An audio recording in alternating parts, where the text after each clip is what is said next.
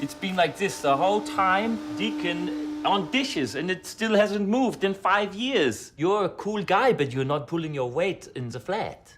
Oh, I'm glad to hear that I'm cool. No, that's not the point, though. Yeah, You're missing no, I the know. point. Not a I know. flat meeting about how cool you are.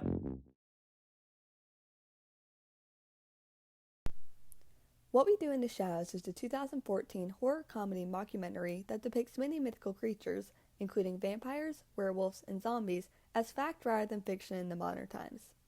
Today we will be discussing some of the scientific theories and explanations for the origins of these mythical monsters. Vampire folklore has evolved since its beginnings in Eastern Europe in the 1700s, mostly from an aesthetic perspective. How we perceive vampires today is very different from the beginning of the myth.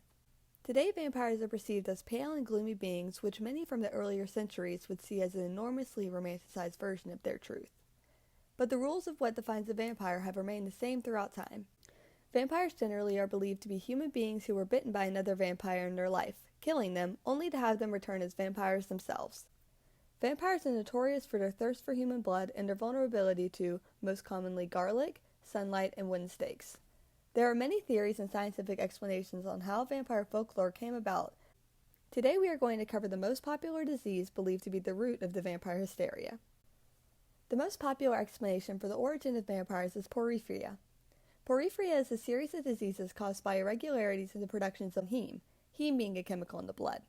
Certain forms of this condition, such as cutaneous erythropoietic porphyria, cause deposition of toxins in the skin, causing those suffering to become sensitive to light as it naturally activates those toxins in the skin.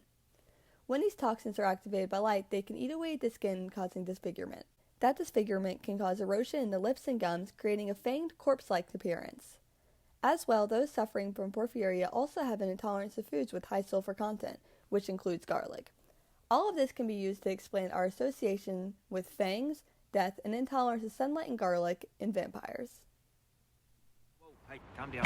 Calm down. Should've still got my glasses. Dion. Hey.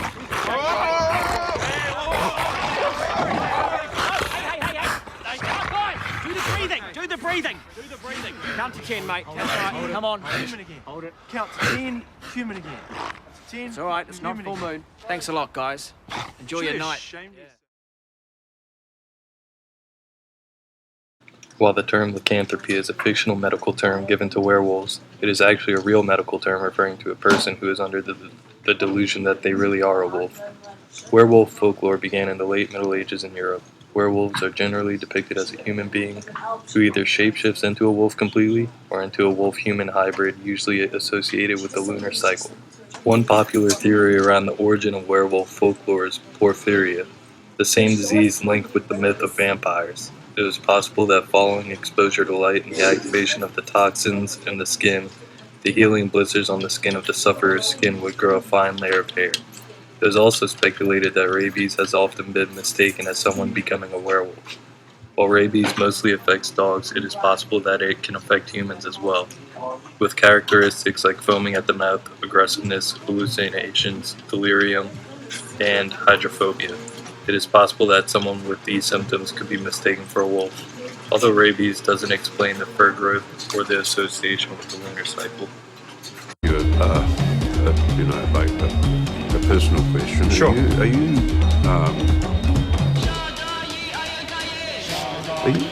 Are you predeceased?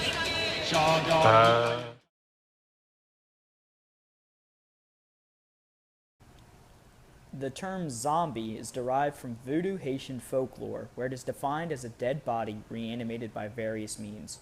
So, not much has changed since then. The most common differentiation between our perception of zombies today and the origin of the myth is that the reanimation method was usually credited to magic before, while in modern times, science fiction has taken a hold of zombie reanimation.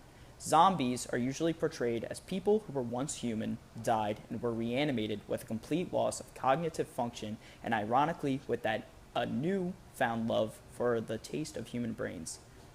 The existence of zombies was explored in 1982 by Dr. Wade Davis after Clairvius Narcissi claimed to have been brought back to life himself by a magical sorcerer. Dr. Davis examined the samples of the zombie powder that the sorcerer claimed to have used to create his zombies. The powder included several toxins, including Tetrodotoxin, which is the toxin found in pufferfish. Tetrodotoxin can cause paralysis and a death-like appearance in the sufferer, but these effects would only be temporary. Most modern depictions of zombies usually center around a zombie apocalypse caused by a rapidly spread pathogen such as a bacteria or a virus. This trope actually has roots in real-life science. There are multiple known pathogens that are suspected to cause behavioral changes. For example, the parasite Toxoplasma Gandii can cause rats to behave in a zombie-like manner. These rats will go against their natural instincts and begin to actively seek out cats, which is the parasite's true target. It has been suggested that this parasite could have the same behavioral effects in humans too.